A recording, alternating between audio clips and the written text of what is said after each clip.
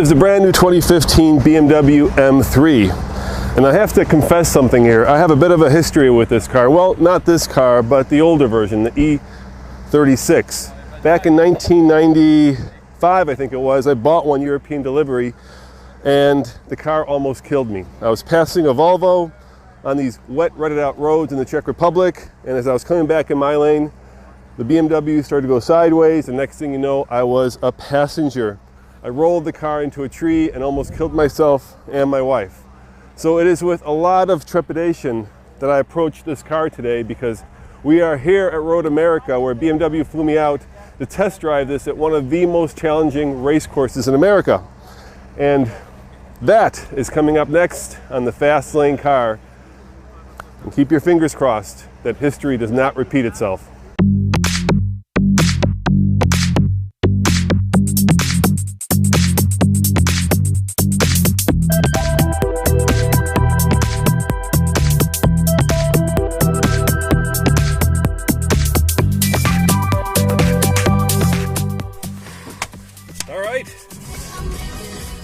Is that your music, man? Is that your music? I'm young at heart. You are young at heart and young in spirit. This is Nick Miles. He's my driving buddy, partner on today's BMW M3 and M4 media launch. We are in the M4 here. This is your color you picked it? I did. It's the same color as my jeans, or close to the same color as my jeans. Look at that. And if people want to visit your website, where do they go? Testmiles.com. There you can see all my Fox News and NBC stuff.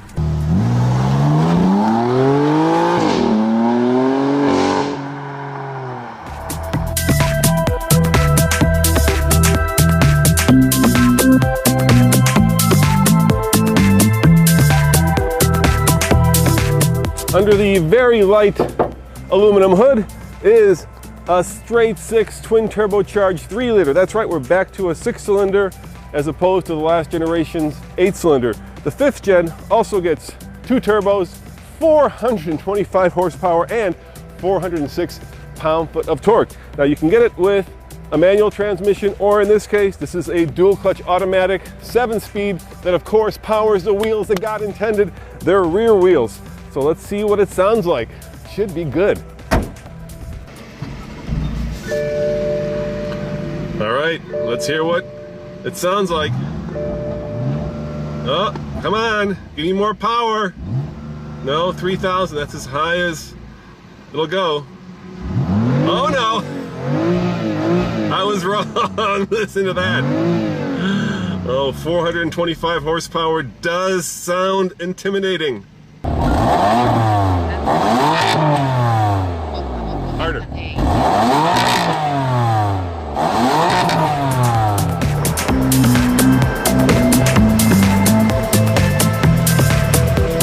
Let's start with this car. First of all, I'm not a huge fan. There are some little niggles here. I'm not a huge fan of this.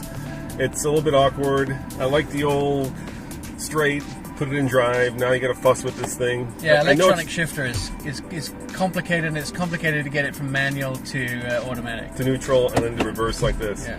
So I know the Germans would be like, you are just being silly American. This is the way of the future, but I'm not. Was that a German accent? That was my bad German accent, yeah. All right. And for the first time with the 5th generation, you not only get one M3, you in essence get 2 M3s. There is the M3, which is the 4-door family version of this car, and of course if you're more into coupes, or do you say coupes, there is the M4. The two cars are virtually identical.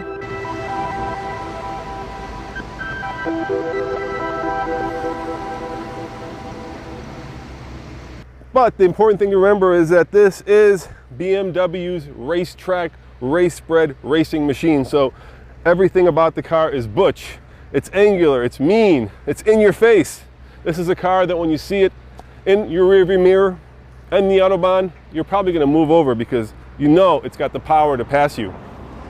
All right, let's put the M1 button here. Let's go to M2. Now M2 all of a sudden changes things around quite a bit. It disables a lot of the traction control so you can get the back end out. It puts it in much sharper steering mode, much sharper throttle response. And basically just makes it a lot more fun car to drive. And I think these buttons, definitely in the M6, are programmable, so you can decide how they are. You can change everything. Yeah. but that's what we want. A little bit of turbo lag. All right, and there's a stop sign. Whoa, these brakes are phenomenal. Right. And this has been your test ride with Nick and Roman. Come back tomorrow when we get in the Lincoln MKC. Right, when I'll be wearing different color pants because I need to be.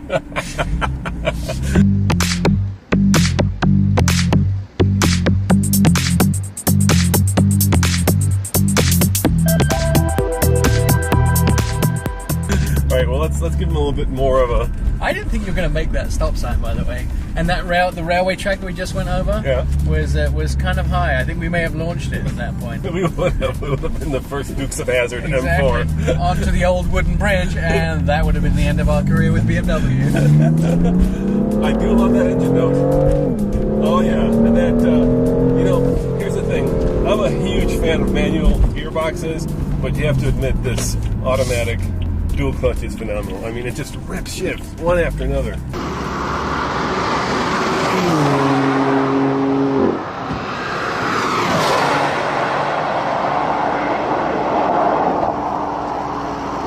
There was a point sometime in the last 5 years when automatic or these semi-automatic gearboxes became better than the manuals. Oh, this is incredible. And this is what BMW is saying is the selling point of this car, right? It's a car you can drive to work, you know, put your mom in the back, take her to church, and then on the weekend you can track it. Absolutely, and I think that's the beauty of it, because even things like the ceramic brakes, you know, $10,000 option, dude. We saw how well they work, and for some people they are necessary. If you go fast, you need to stop fast.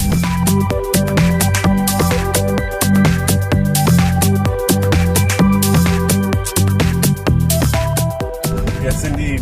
And you know what? I was trying to think what cars compete with this, and obviously it's the AMG line from Mercedes and the R cars from Audi, and somewhat the Fs from Lexus. Yeah, they're getting there. They're still figuring out what the F is. But let's get back to this. You think that these M cars are better than the AMGs and the Rs?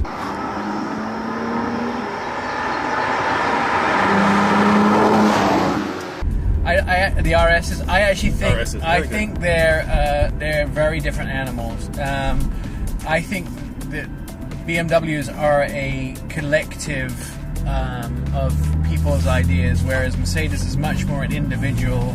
You know, it's one man, one engine with the Mercedes AMGs, whereas these are much more of a sort of a more uniform company idea. And the M's are so accessible.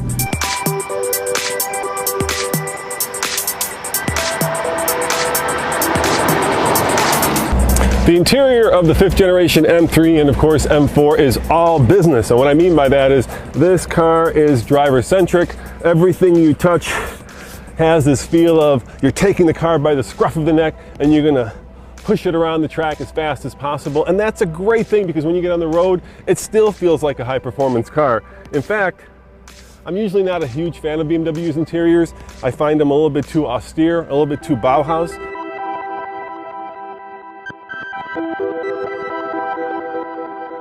But in this application, carbon fiber, soft touch materials, everything aimed at the driver, I like it. I like it a lot.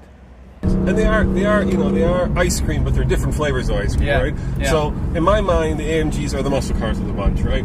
Yeah. We're talking about like maybe engines that even overpower the chassis to some extent. Yeah, yeah. And then when you get into the Audi RS line, the big difference, of course, is that you have all-wheel drive. So now you're looking at something that's much more usable in states where it gets cold and snowy, versus places where it doesn't, where rear-wheel drive is not necessarily a negative thing in the winter.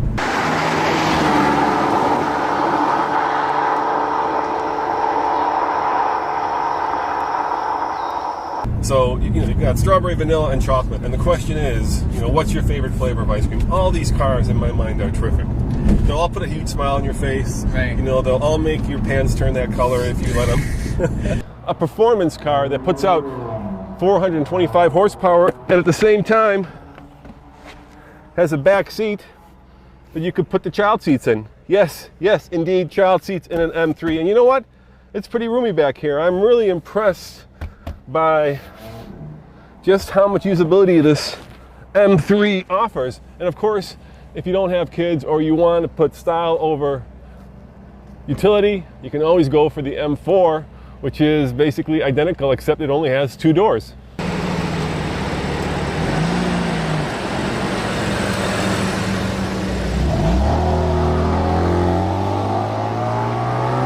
Because let's face it, that noise out the back is glorious, the torque is glorious, 406 pound-foot of torque, which is just, you know, mind-blowing, but you do pay, you know, $65,000 base for this, and that's base, and you know how the Germans are, right? You're going to end up paying a lot for the stuff that's in here. You just talked about the ceramic brake options. I mean, 10,000. you talked about some of those. Bluetooth costs you money. Or, Yes, you yeah, know, the it's not technology like package, standard, yeah. all that. And then the question is this worth 80K?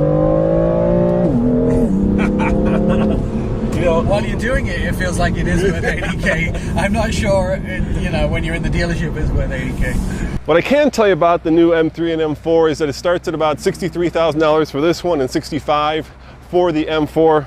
If you want the track goodies like the ceramic brakes and add another $10,000 technology, you're looking at a car track ready more in the $80,000 neighborhood. It's going to your dealerships as we speak, so it'll be available now. And of course, on the TFL scale of buy it, lease it, rent it, or not forget it, I'm going to say I don't know, because having spent only a few hours behind the wheel, it's not fair to you and it's not fair to BMW, and quite honestly, I need to get this back in Colorado to see how it does at a mile above sea level. As always, this is Roman reporting for the Fast Lane Car. Thanks for watching, and check out TFLcar.com for everyday real-world reviews. Ciao.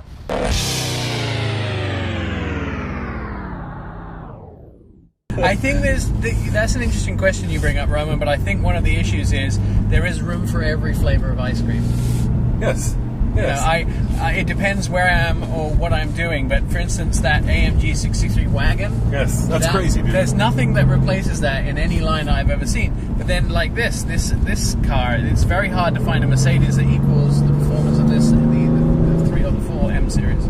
You know, and I'm also really thrilled that they went back to a straight 6, because let's face it, that's what BMWs are about, right? Yeah. I always felt weird when they put the 8 into this M3. It just felt like it was the wrong engine for the wrong car.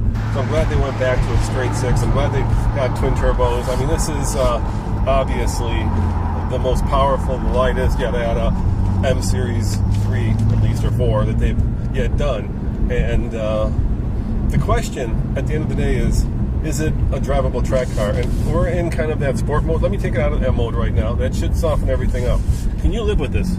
Could you take this to work every day? Absolutely. There's no question that it's definitely a dual-purpose vehicle, and I think one of the beauty is I've driven it on the track and I've driven it through these streets, and it's perfect for both of them. The biggest problem that I come across is I have a hard time controlling myself in the car on these streets. It's really hard not to push that M2 or M1 button and reset and remap the car. And I just want to be a 19-year-old all over again. Yes, you want to go to 11 every single time in this car.